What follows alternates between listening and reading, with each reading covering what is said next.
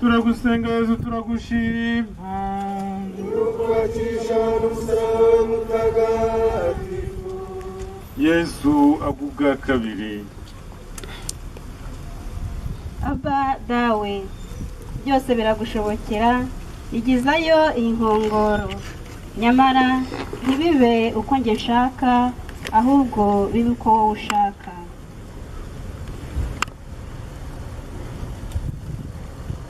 Kenshi imisaraba yacu iraturemerera cyane, tukagera n'aho tunanirwa gutanga urukundo cyangwa kurwakira, kubera wenda amateka yacu mabi n'inkovu z'ibihe byaturemereye.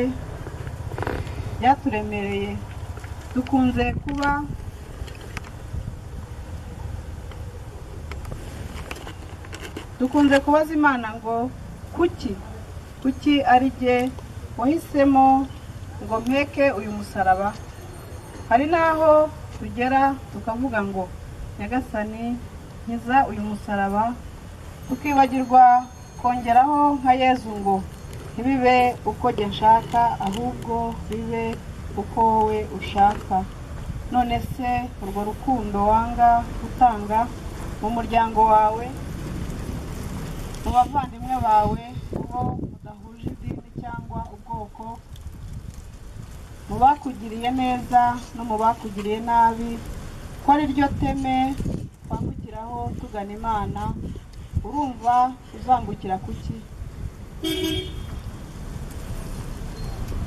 Dusabe.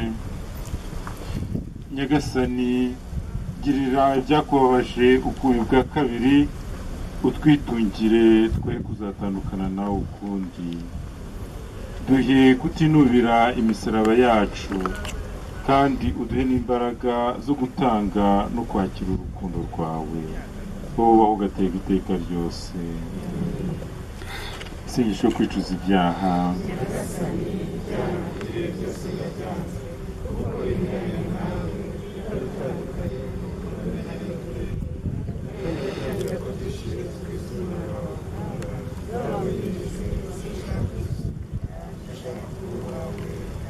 Nyagasani utubabarire,